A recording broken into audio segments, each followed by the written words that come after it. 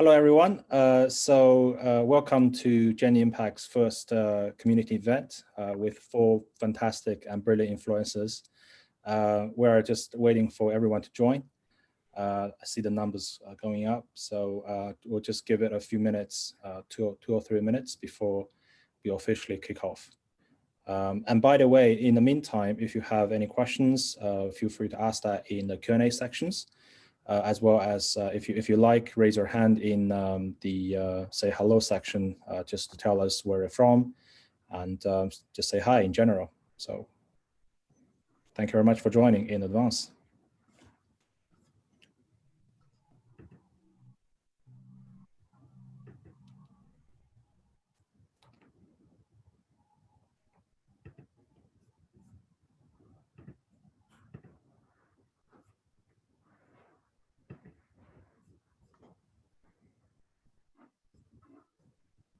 I have to say, it's my first ever time that I feel a bit of imposter syndrome.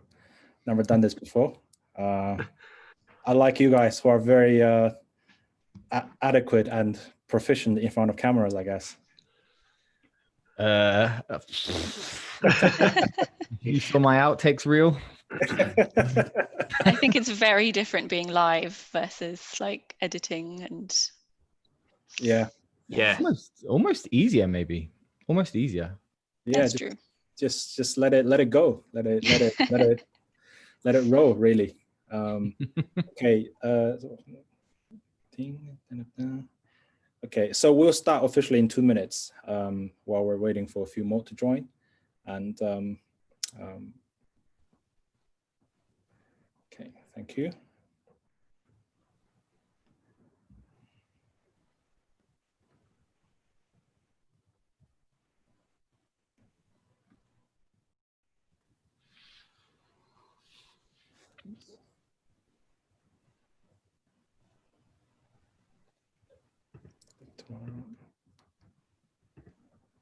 Okay. I can just fill something. Who wants to talk about Netflix then? What you mean the stock or the content on it? Oh, well, both if you want. Although I haven't watched much Netflix recently, I must admit. But no, the stock today. Anyone see it? No. Yeah, I saw it race. Yeah, stupid earnings report. So it went massive again. We've just been talking about it a lot today. Yeah, I think they didn't get as many new users as they expected, but at the same time, the existing users were using more time on Netflix. So yeah, that was a positive. Everyone's just sitting at home doing nothing. Yeah. It's like the only nice little comfort that we've got. I don't even get that. Who still remembers that fancy name and weird name company, Quibi or whatever, how you pronounce it? Quibi. Yeah. Oh yeah, this is one of the losers, isn't it? Let me have a quick look. Okay, I think we're ready to go live on YouTube. So Molly, if you don't mind, could you please set everything up live? Yeah, live on YouTube now. Okay, thank you. Hi, everyone. My name is Truman Du. I'm the co-founder and CEO of Genie Impact. It's my great pleasure to host this panel together with 4 other great and rising stars within the investing community. So tonight we have Paul Briscoe. Paul, just wave your hand so everyone knows. Hello. And Dario. Hi, everyone. Bert, Dividend Shots. Hey, everyone. And Anna, the Panda Boss. Hi. Okay, so we'll start with a very basic background question, if I may, and then we'll go through some of the questions asked by the attendees. So first of all, if you would like to just give a brief introduction about yourself, how long you've been investing, and also a very generic introduction about your investment style, such as you only look at dividend stocks, you like short-term trading, if that's you, anything that you feel like mentioning about the particular styles or the methodologies that you follow as an everyday investor. Should we start with Paul, please? Yeah, sorry. I'm just trying to sort out the YouTube thing. My name's Paul. I haven't been investing very long.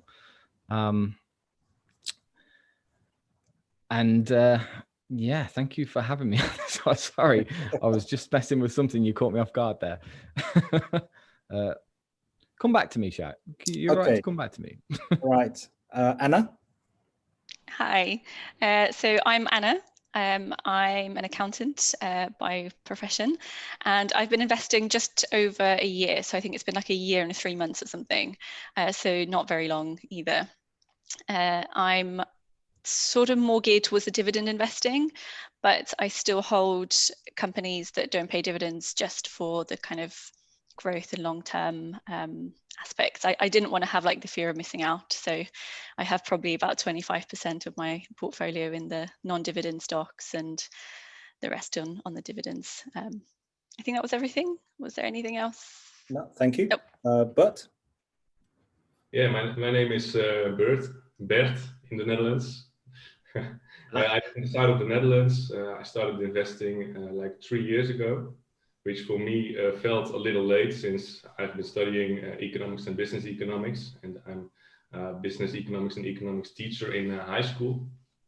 So for me, it felt kind of late, but yeah, in the beginning, I started investing in dividend-paying stocks, and yeah, more of lately, I'm also looking in stocks that don't pay a dividend. And for example, I'm also looking at small cap companies, which got my interest like 2 months ago. So I'm interested in a lot of things, and you can also see that in my investing style. I do not have one style in particular. I started with dividends, but now I'm doing different things. So that's basically a brief introduction about my investing style. Thank you. Finally, Dario. Hi everyone. So my name's Dario.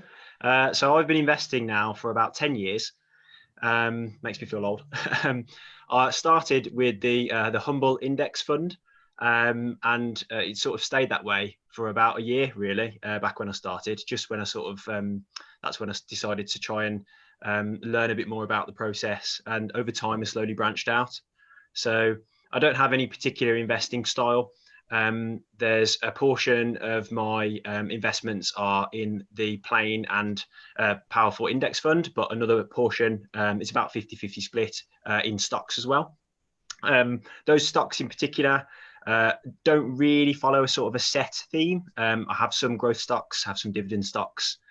A bit like Bert, I quite like my small caps as well, but in the right proportions, not too big a overall part of my portfolio, but I do like some exposure to those. And I'm very much an international investor. So I like to invest in all regions around the world because I don't really want to miss out on any particular areas. Okay, thank you. Sorry, I missed you out, Paul. Back to you. Yeah. Yes. So yes, I haven't been investing very, very long. Mainly started out with sort of dividend stocks, particularly ones that grow their dividend mostly, and possibly some that are just at the end of their exponential growth cycle. So we're still starting to get them at the early phase in their dividend growth, trying not to fall for those value traps and the decay and all that sort of stuff. So I do think of dividends as really an easy way of me picking certain stocks, but it's very hard to go, oh, you're this type of investor. So sort of value, try to look at more value. And I'm mainly not in growth because I don't understand it. I just don't feel like I understand how to see a total addressable market and things like that. Okay, all right, thank you. So a very quick follow-up question on that, which is if you look at your portfolio today, what is the rough diversification in terms of country, different types of securities, large caps, small caps, different types of companies or ETFs? If you invest not just in single stocks, but also gain exposure through some ETFs. Yeah, so just look at your portfolio today. What is the rough percentage split amongst all these categories? Anna? That's a tough question. I think at the moment, it's a little bit more geared towards individual stocks than I'd like. It's mostly been because I felt like there's been this big sale on stocks. So I've invested more into the individual companies whilst they've been sort of undervalued. The goal is to have more like 60% in ETFs, 40% individual stocks, but at the moment I think it's the other way around. I'm mostly invested in just UK and America. I've got a couple others, but that's pretty much it. I've not really looked into expanding beyond that. And then in terms of what I have, it's mostly just, again, stocks, ETFs, and a couple of cryptocurrencies now, but that's it. Again, bonds I want to look into, but at the moment, it's not a priority. Okay. How about we go to Bert? Yeah. Last year, I bought a lot of pharmaceutical companies. So basically, I only do individual stocks. I don't buy any ETFs. But last year, when the coronavirus pandemic started, I started to look at pharmaceutical companies because I thought that would be a safe haven. So I have quite a portion of that. I have some semiconductor companies, and mainly Dutch companies like ASML, ASM International, BE Semiconductor Industries, these companies, which have been doing well. And I also hold some other companies, like one small cap, Vulcan Energy, I bought like 2 weeks ago until it already doubled. So that's kind of a lucky thing. And I know that's a lot of risk I'm taking. But yeah, those are the things that interest me because I'm always looking at company presentations, company websites, the news. And that's the reason I buy individual stocks, because it's also kind of a hobby to keep track of the companies I'm a shareholder of. So in terms of international, let's see, I started off with a lot of US stocks, but as of lately, I've been buying more companies in Europe, also because the dollar was weakening. So I thought it might be good to have some diversification also in terms of currency I'm using. Sounds like a busy man. Yeah. Paul? Mostly US. It's just where it's at the minute. I have probably 2 or 3 European stocks, but the high dividend withdrawal tax in places like Switzerland and things like that, it's about 30% still. So I kind of worry about that, but that's what puts me off European stocks like Volkswagen. I love to be in Volkswagen, but yeah, 30% dividend withholding tax on that one. And then the rest is UK. And I'm actually I think there's some gems in the FTSE 100 that are capable of doing something. But in general, the UK FTSE 100 is a bit of a dead zone at the minute, I think. So yeah, majority US, a little bit of Europe, a little bit of UK. That's kind of it. Is it all stocks or any ETFs in there? So it's mostly stocks, probably 90% stocks. S&P 500 I have just to track my progress against the S&P 500, which is quite funny. And but I'm putting a lot into VFEM at the minute, emerging markets, the Vanguard emerging markets, because I don't know what's going over in India, China, or Brazil, all of that sort of stuff. So I do think emerging markets have got something coming, and I'm trying to load a bit higher in that, a bit more into that at the minute. Okay. And finally, Dario?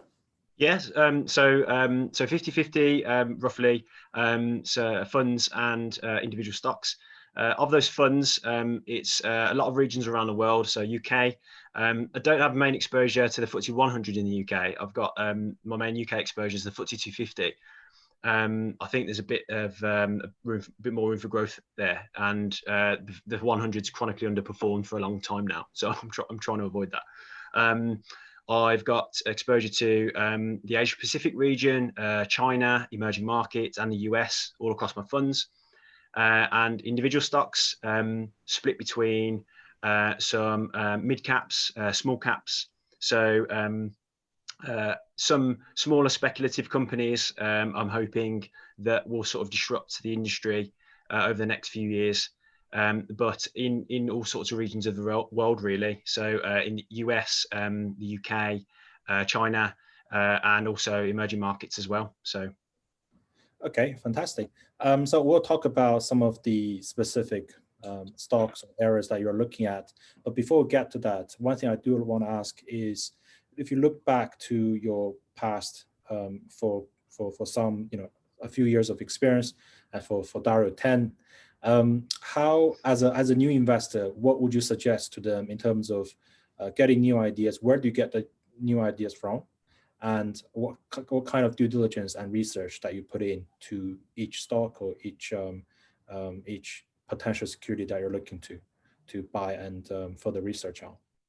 Should we start with Bert on this question? Yeah, of course. So where do I get the information from? Yeah, basically a lot of things. I started off by using Seeking Alpha a few years ago. I made a portfolio which also showed the news on every company, but I can now use, of course, Genuine Impact for that also. So that's one way to keep track of the companies I'm looking at. And then I basically just look at the news, watch the TV channels that cover the stock market. I go on YouTube, also Instagram.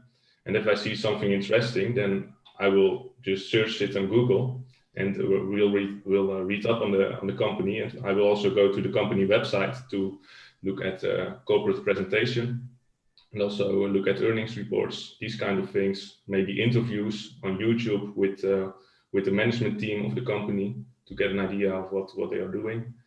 And that's my way to get an initial view of the company.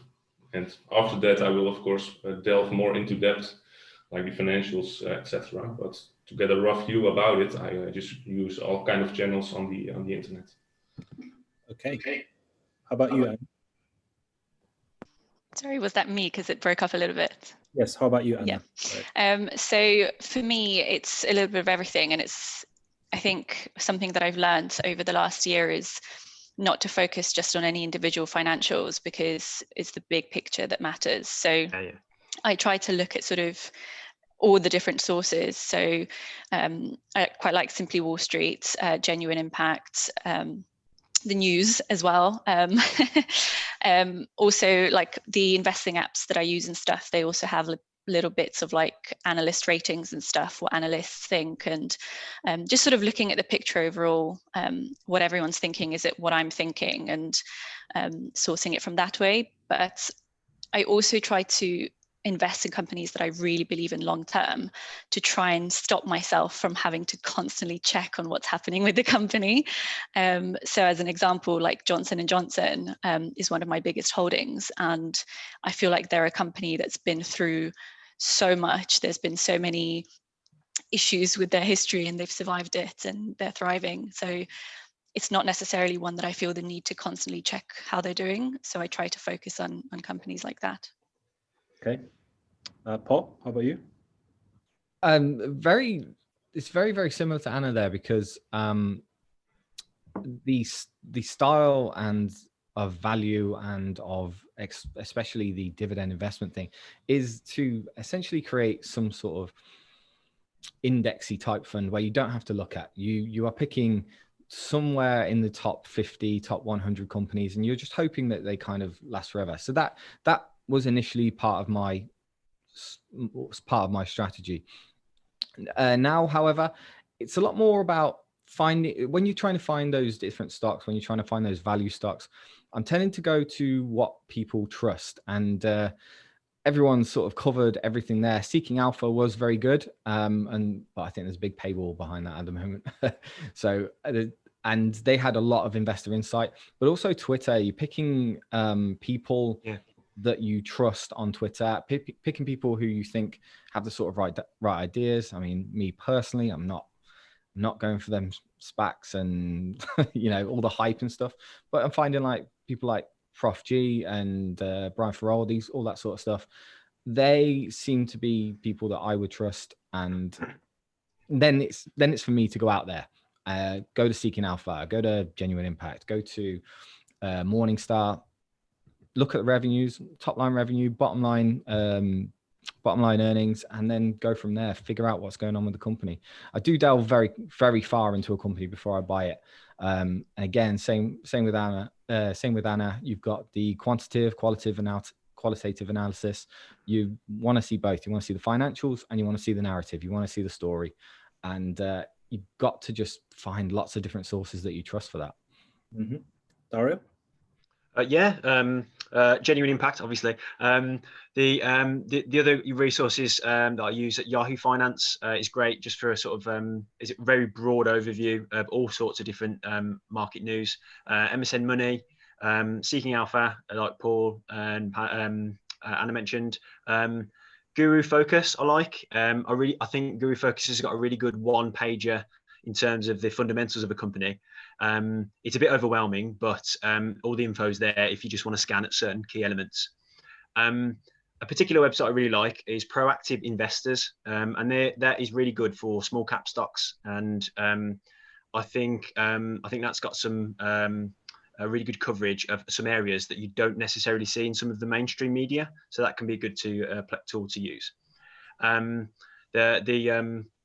other one, so Market Watch, CSI Markets as well, because I find that it's got good industry benchmarks. So when you're looking at the fundamentals of a company, it's quite a good sort of cross-reference to say, well, the average of the industry is this. What's my company doing?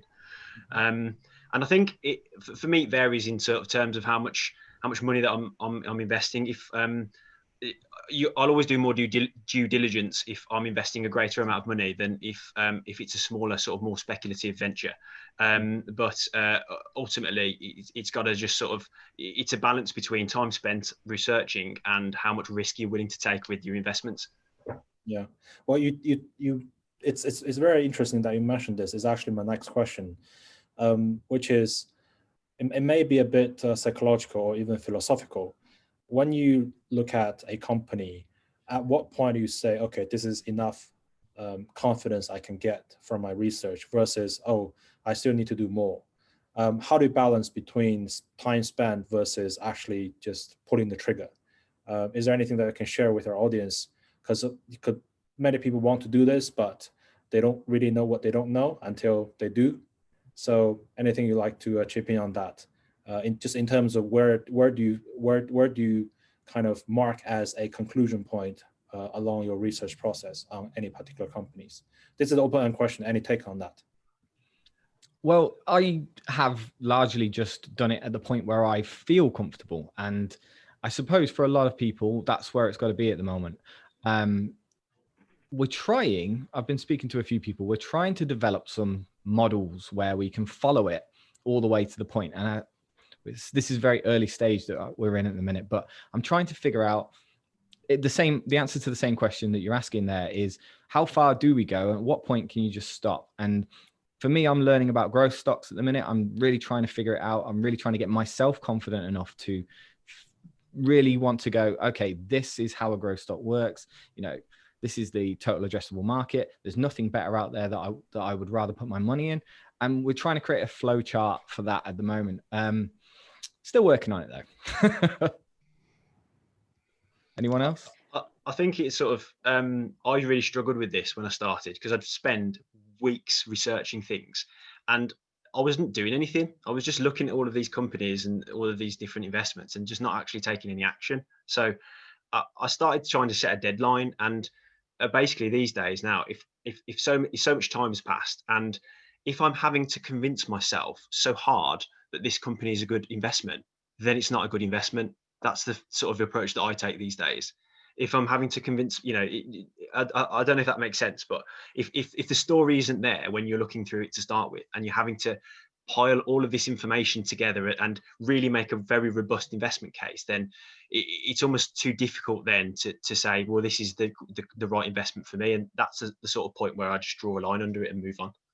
Yeah. Paralysis by analysis. Yeah. Paralysis by analysis.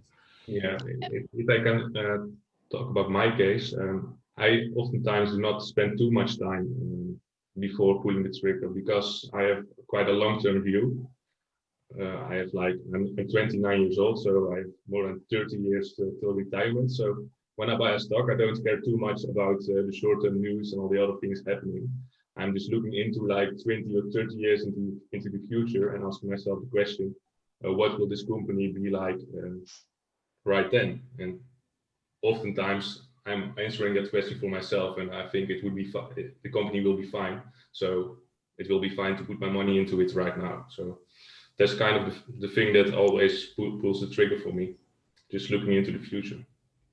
Yeah, I would agree with that as well. For me, it's a very long-term view. I'm 28, so a similar kind of approach. And I think I have a little bit of an unfair advantage in terms of, because I'm a chartered accountant, I spent many years sort of learning about reading financial statements and things. So I almost have like an ability to know when I look at it, what's going on. Not to say that that's all I do, obviously, but I think that helps, just that gut feeling of like, is this company going to be good? And then another part is a very tiny part of my portfolio. And obviously you have to be comfortable with the risk of doing something like this. So just a little disclaimer here, but just investing in the companies that I really just believe in. Like there are ones where I wouldn't even look, like Greg's for me is a great example. I just wanted to invest in Greg's. I mean, I put in like 30 or 40 pounds anyway, so it's like a tiny amount. But because I believed in them so much as a company and I wanted to almost want them to do well, and they've been around for so long, I just put the money in thinking they're going to be doing amazing for a long time. So that's kind of a very small part of just like having a little bit of fun with investing as well. Yeah, that naturally leads to my next question. And before I ask, just a bit of legal disclaimer. This panelist discussion is only used as reference. You need to all do your own research before you buy and sell securities. Well, I have to say this just because we're going to talk about individual companies or mention individual company names. Looking at your portfolio today, folks, if you let's say you sleep for the next 60 days or even 3 months, what companies that you feel the most comfortable with holding, given the research you've done, given how much you know about these companies? Any top holdings that you feel like throwing out there to receive critique or even cynical opinions on? Any take on that one? I'd say for me, JD.com. Okay. So yeah, I think. How about we do 3? By the way, how about we do 3 in total, so that we can kind of spread out the risk a bit here. So JD.com from you, Dario. Yeah. That's one. How many holdings do you have, Dario? Just out of interest. I've got about. It's up to, I've upped it recently, but it's split across a few different brokers for legacy reasons. So some of my funds are with Hargreaves Lansdown. A lot of my individual stocks are split across DeGiro and Trading 212. It's probably about 25-ish now, individual holdings. So let's go with top 3. So yeah, I would say JD.com. There's a speculative stock that I am expecting big things from, and I've put a bit about it on my stories in the past, which is called Eurasia Mining. So they're a palladium miner based in the tundra. And what would my third be? It's hard to think without my portfolio in front of me. Buy and hold. There you go. yeah, that's it. Okay, so two from Dario. Who else wants to go? Okay, all right, I'll do it. Number 1, Disney. Let's go for it. Disney. Nice. If you have to make a call, Disney's got to be the one at the minute, hasn't it? It's completely. I try to talk about the corporate life cycle as much as I can, and Disney was largely coming to that decay area of its corporate life cycle, and now it might be in a reinvention phase, and it might be now being able to monetize much more content. So there's no reason why I can't see Disney carrying on for a long time, streaming services, etc. Number 2, it'd be controversial to say JP Morgan. I think JP Morgan is the one bank that is trying its best to fend off the fintech revolution, and I think it's the one that's most capable of doing that at the moment. And last let's just pick a UK one. Either BAE or Legal and General. Legal and General's got to be the one that's got such a backup of funds.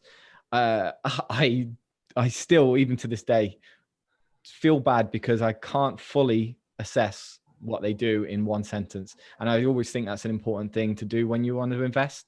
But you know, insurance, investment, I mean, it's not so much insurance anymore, but the investment portfolio that it's got, a bit exposed to some of the brick and mortar stores, but I think it's got so much cash, I think it's going to weather a lot of storms in the future. There you go. All right. Well, using Dario's principle, perhaps Legal General may not be the right one because it causes too much pain. Yeah, well, that's it. All right. Anna or Bert, anyone? Either? Yeah. Anna, you go first. Thank you. So I think for me, GSK, I think pharmaceuticals generally are always going to be around, and they've been around for donkey's years. And I think I've got quite a few, but for me, they're probably the one I feel best about. National Grid, it just feels like personally feels like a very safe investment. We're always gonna need them as well. And Johnson & Johnson, I mentioned them before, but they again have been around for hundreds of years. They are so diversified, both globally and in terms of the products, and they've weathered so many scandals. Okay. But for me, it's ASML, a Dutch company. Oh, I want ASML. I want it so bad. I want it so bad. We've been talking about this earlier. I want ASML so bad. Basically, because they're kind of a monopolist. They supply chip makers with all kinds of things like the hardware, the machines that produce the chips. And they're kind of the only company that can provide a certain type of machine. So basically, it's a monopolist. And that's what I like about ASML for the long term. Also, Process, which is also a Dutch company. It's kind of an investment company, and they have more than a 30% stake in Tencent, the big Chinese social media giant. And basically, if you buy Process, you can get Tencent at a discount at this very moment. So that's actually the reason I bought Process, and I get all the other investments they have for free, basically. So that's what I like for this year. I also like the small cap I bought 2 weeks ago, Vulcan Energy Resources, which is an Australian-based company, but they are planning to produce lithium in Germany. And they are going to do this in a carbon emission-free way. So this will be largely backed by the European Union. So that's why I believe that this company has very much room for growth. But then again, they will start producing in 2023. So that's kind of 2 years away from now. So there are some hurdles that they have to pass before they start producing. So it's still a lot of risk. But I like the narrative and the story about this company. So right, it's actually a very diverse set of high conviction bets you guys have there, and you know, interestingly enough, no one has ever mentioned or even mentioned EV so far. So the lithium miners. Yeah, it's indirectly. Yeah, that's it. Lithium miners EV. What was the company again? Vulcan Energy. Oh that has been mentioned. Yeah, they will provide German automakers with lithium. Yeah, but by the way, ASML and Process, absolutely brilliant stocks. I just can't buy them now because I feel like they're so, and we'll probably get to that. Is the value of them right now is just incredible, isn't it? It's so up there. I find it hard to get anything at the moment. Yeah, well, and speaking of the EV, anyone like to have a strong opinion on that one, either like or dislike, or kind of in a so middle ground, just because it's a very big and tropical area that everyone opines on these days. Everyone is expert on EV and batteries these days, it sounds like. Go on. Thanks, Paul. I was going to say, I think it's almost like people are attracted to it because of the pandemic, and there's often a sort of a sense of rebuilding and rebirth after a pandemic. It's almost like the EV stocks are just now. It's like, how can we make the world better? Let's invest in EVs, and some things I think are justified. Other things are not so much, and not specifically for electric vehicles. I just think there's sort of the renewables, clean energy, green energy sort of revolution in general. I mean, some things are just doesn't make sense to me in some ways. So like, just a specific example, fuel cell energy is very popular at the moment. Founded in 1969, hasn't recorded an annual profit since 1997, and effectively was nearly insolvent 19 months ago, but has got sort of at the last time I checked, a sort of 5 billion plus market cap, and revenue falling sort of 20% year on year. And it's almost like people are seeing what can be achieved, but not necessarily following the facts to then sense check what's going on. And that's the only risk I think I see with it. I think there's really positive intent behind it, but is it backed up with facts at the moment? And some businesses I think are struggling, and perhaps more than others. Yeah, I'll happily back that one up. With Plug, you say Plug and Fuel Cell? Fuel Cell, yeah, specifically. Plug and Fuel Cell are two companies that are just issuing shares to make money at the minute. Plug's a little bit better than Fuel Cell, I think. Fuel Cell's the Norwegian one, isn't it? No, it's not. That's Nell. But they're all issuing shares to make the money, and they're not necessarily making effective profit. And with the EV market right now, no one can disagree that EV batteries, vanadium reflux, all that sort of stuff, that is coming. And by 2040, 2035, maybe even faster than that, if you get exponential growth, the EV market is going to be massive, and the revenues from them companies are going to be huge. But the stock market's just a bit early, I think. I think there's too many people just jumping a little bit too early. And I tell you what, I've just done a 30-minute video of it yesterday, and I'm not very kind. So, but the be all and end all of it is, I think, to the EV market, we're just a little bit early and a little bit too excited, and that might not be great in the future. Wow, I've gone out on a limb there, haven't I? Yeah, what I think is that the traditional automaker companies like Mercedes, Volkswagen, I think they would be able to buy excellent electric cars too. And people are only buying Tesla stock, but in like 5 years, I think that these companies will be able to provide people with fine electric cars too. So I don't know why people don't buy the traditional automaker companies. Yeah. I think that leads quite nicely into what I was going to say, which is I do think it's a great thing long term, and it will be a huge thing with all the clean energy that's happening. But I think for me, investing in individual companies is just a bit too risky. So I actually hold an electric vehicle ETF, which actually invests into companies like, I think, is it Ford and all these others that are actually working on electric vehicles. Don't ask me, I'm not into cars. I don't know anything about it. I just know they invest in like all these different holdings. I remember looking at the list, and it's got so many different car manufacturers. I'm pretty sure Tesla's part of it, but it's not just putting all your eggs into Tesla. It's getting exposure to everyone who's making electric vehicles. That's very interesting.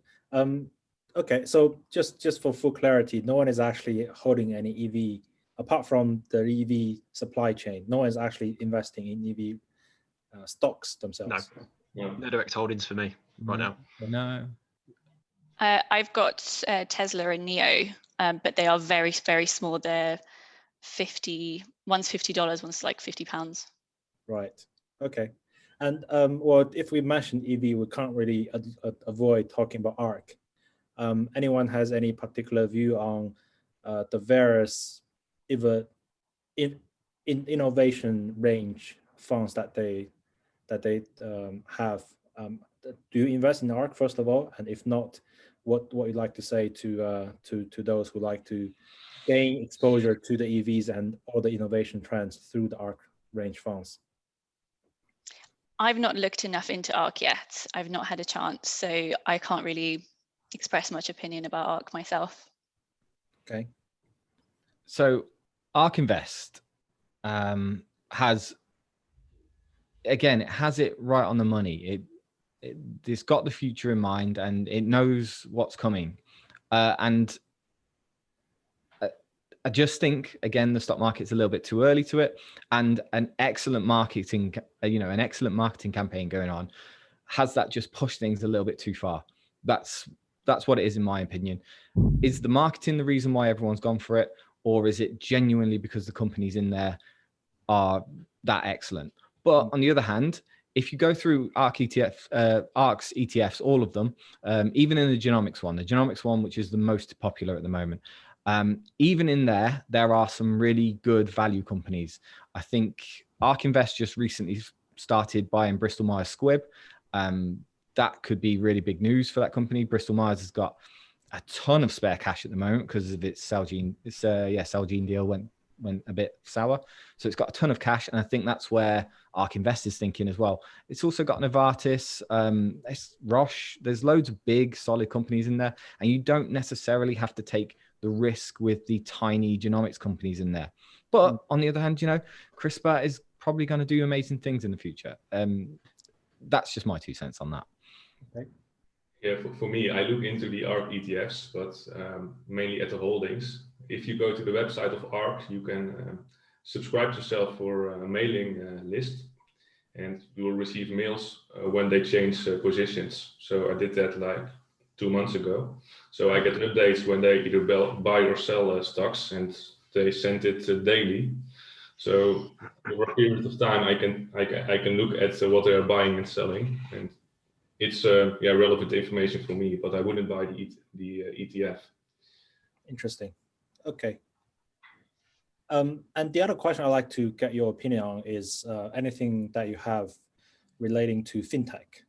It's just gaining more and more popularity. I know, Paul, you invested in JP Morgan as a way to kind of gain exposure through a value incumbent bank who you wish to play more role in fintech. But any direct plays you guys have into fintech space in your portfolio? Well, yeah, Jamie Dimon said the other day, he said it in their earnings report, it was, you should be scared. Should I swear? Well, I really want to swear. They should be scared shitless of all the fintechs like Square. PayPal, I really like. I think PayPal, personally, I think is better than Square. And I have 1% of my net worth in Bitcoin. I'm very vocal about that. I do love blockchain technology, particularly Bitcoin and Ethereum for what they are worth. But that's really risky. Bitcoin and Ethereum, stupidly risky at the minute. You're going to spend a good few years in tremendous volatility like we've never seen before. For me, it's establishing which are the sort of main fintech players into the future. I mean, I saw a news article the other day that said that some retailers are actually refusing cash because of the pandemic.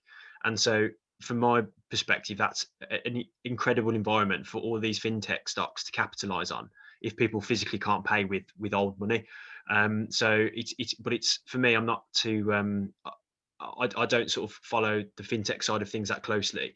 It's something that I perhaps should look at a bit more detail over the next couple of years, because I think there will be some big changes in this space. I recently invested in PayPal, actually, and so far it's performing really well. And I think it was just before they announced that they were going to accept Bitcoin payments or let you pay with Bitcoin or something, and it's kind of shot up since. But that's the only fintech I hold at the moment, plus Bitcoin and Ethereum as well. But that's the only 3 I have. My only fintech company is iGen. It's also a Dutch company which went public last year, and they are payment solution provider to big companies like Uber, eBay, Microsoft, Spotify, LinkedIn, which is of course a holding of Microsoft, LinkedIn, KLM, Groupon, Etsy. All these big companies are using the service of Adyen. So I think they also have a lot of future potential. I don't know if you guys know the company. It's a Dutch company. I've not heard of it. Adyen's one of the big performers in the Discord and things. Lots of people love Adyen. They also Plaid has just split with Visa, so there might be a SPAC coming there on Plaid. Plaid's the company that basically communicates between the card processor and whatever app or whatever bank or is taking them on at the minute, and they're the people that fuse them together. That's a terrible description of it, but yeah, Plaid could be one that comes on pretty soon. I just don't know for sure how they make money yet. That's something we've got to work on. Okay. The other question I have here is around currencies. So it's good that we're multinationals here. Speaking of currencies, do you, if you invest in international stocks, do you invest in local currencies that you are based in? For example, if we're based in UK, do you convert everything back to pounds, or do you actually gain the currency exposure, such as you invest in US companies, you actually hold everything in dollars if your broker allows you to do so? And I think a general point here is, if you have one, what's your outlook on pound, euros versus dollars? That's a question coming up from the panel, from the attendees. Yeah, so I'm an economics teacher, so I also teach about currencies. But what we've seen with Trump is that he had some protectionist policies, which, of course, increased the value of the dollar. But I think Biden might not be as protectionist as Trump. So I think that might have some downward pressure on the dollar over the long term, and that's for me the reason that I started buying some European stocks. Yeah, and you hold everything in euros, by the way. I have a lot of US companies, but mainly because my salary is in euros and my savings account is in euros. So I wanted some diversification in terms of currencies. And that's why I started buying a lot of US companies when starting out. Yeah, the dollar's seriously devaluing at the moment, in spite of said protectionist policies, and Biden could possibly make it a little bit worse, which is scary to think, because already the GBP is very strong against the dollar. And I think anyone who sees trading 212 as an example, that FX market is just always going down. It's killing people's gains at the minute.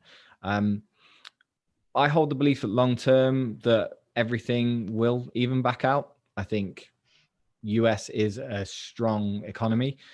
You got to argue whether it's strong against China in the long term, but yeah, at the moment, it's more of just a long-term hedge and just hoping there's recovery for me.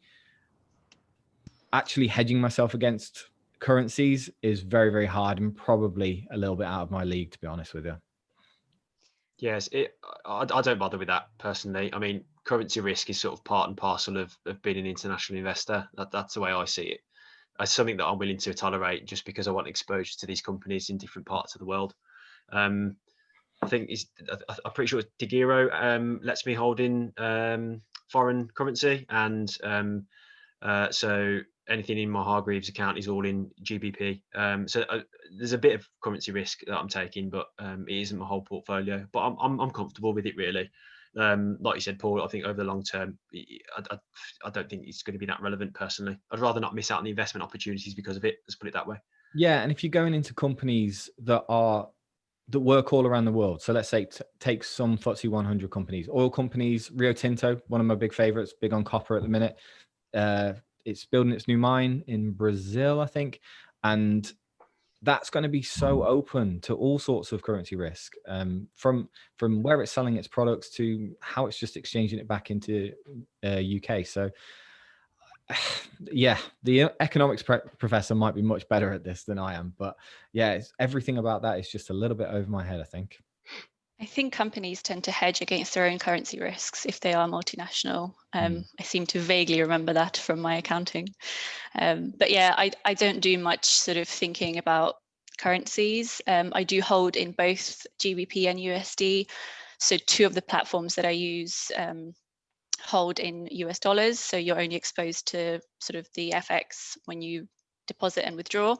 And then two of the others hold in pounds. And then I've got the S&P 500. People always ask me on my portfolio updates why I have two S&P 500 in ETFs, and it's because one's held in pounds, one's held in dollars. So between the two of them, they kind of offset each other a little bit on the FX. But that's the extent of my thinking about it. It's not something that I worry about very much, and it doesn't stop me investing into a company if I want to.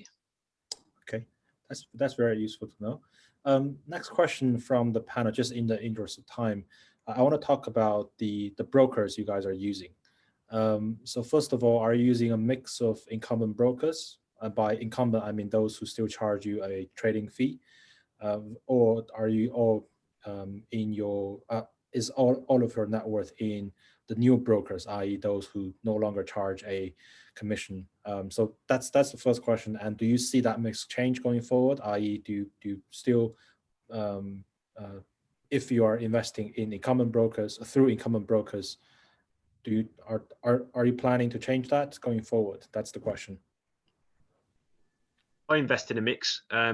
I'm not looking to change it in the near future, but obviously minimizing costs over the long term is one of the sort of the main things we should all be looking to do, I guess, as investors. So it's nothing. I don't want the disruption of sort of moving large parts of my portfolio to a different broker at this point in time, because it's not they're not the most outrageous fees. It's more focusing on the individual investments and the ongoing charges associated with the funds that I think is going to have the greater impact for me. But yeah, I do have a mixture at the moment.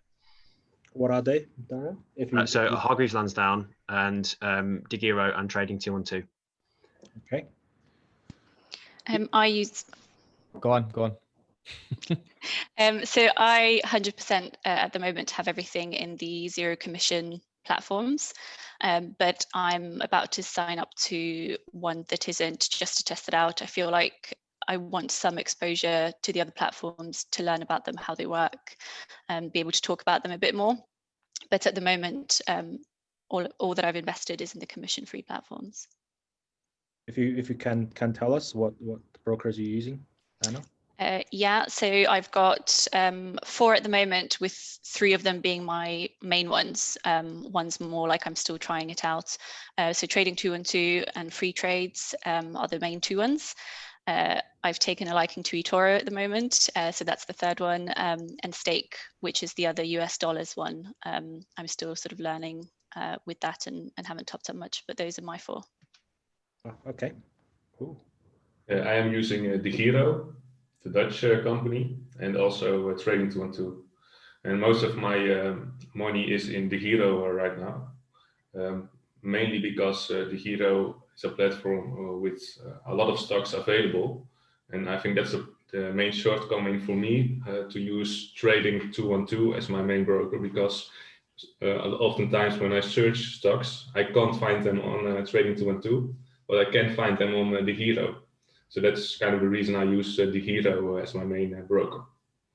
And I also like it it's in the Dutch language. Mm-hmm. So that makes it more fun for me. Not using bucks. Bucks, yeah, I use Bucks 0, but also not a lot of stocks available yet, and also the platform does not look as good as DeGiro in terms of all the information I can find, the graphs, etc. Okay, Paul?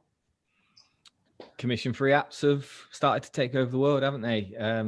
That's what it is. I saw a great graph earlier. It showed the number of uptakes between the years of 1995 and 2000 of E-Trade, which was the brand new fast internet marking broker during the year 2000. And it's exactly the same size graph as the Robinhood user uptake. Is it? Right. Yeah. It's the parallels are incredible, and that's scary to me. That's really scary. But obviously, investing is all about keeping your nerve. It might just be a sign of what's to come in the next 5 sort of years, maybe. But yeah, I've jumped on the bandwagon as well. I'm with Trading 212, commission free. It's just making it so much easier to get into the stocks, the individual stocks. I also have, I mean, I'm on eToro for Bitcoin for that simple reason, because it's just got a much easier charting thing as I learn about charts, or try to disprove charts is one of the things I'm trying to do. I have money in Hargreaves and Lansdown as well. That's from, again, that's a legacy thing, like Dario. It's more that I just had a stocks and shares ISA in there, and I probably shouldn't waste the tax benefit of it. So that's got a couple of funds in there. I think I've recently changed them over to FTSE 250 and ESPO, the gaming ETF is in there as well, because I think that's a big thing coming. But yeah, Hargreaves and Lansdown, I'd never be buying stocks on Hargreaves Lansdown. It's like $11.99 per trade. Not going near that one. They might have reduced that actually.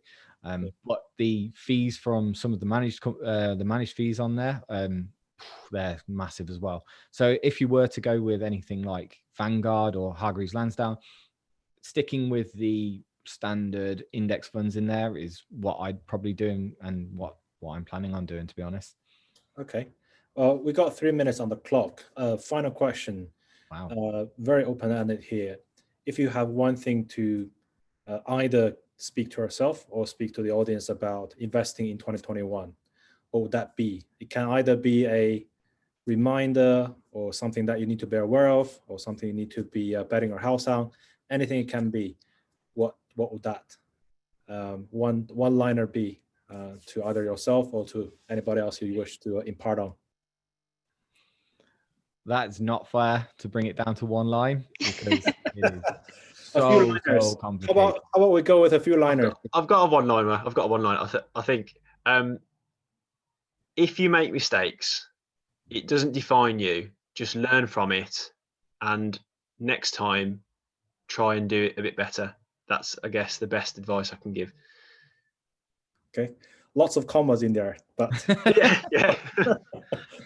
any other things? For me, I'll literally go with Cathy Wood, what she said, because I do think Cathy Wood has got 2021 down. I think she knows what's happening. It's like she's writing it. But she believes that cyclicals are coming back, cyclicals and value. She believes that there's going to be something in there. And she also, I think she specifically said, there's going to be a doozy of a correction. That's what she said. I don't know what measurement doozy is, but it's you know, it's coming apparently. Okay.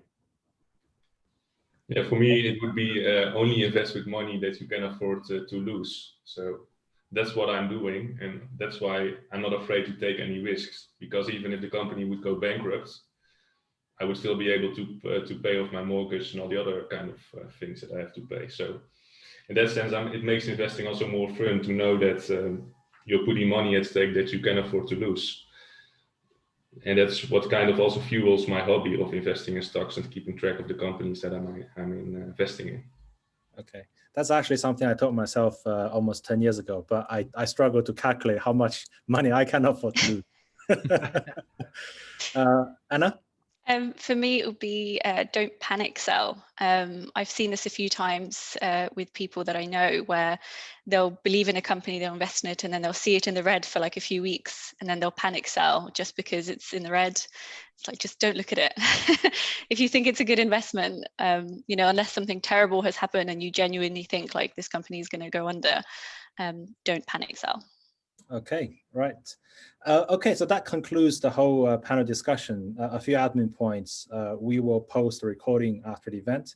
We'll also share a few of these quotations on our social media channel, so do look out for them.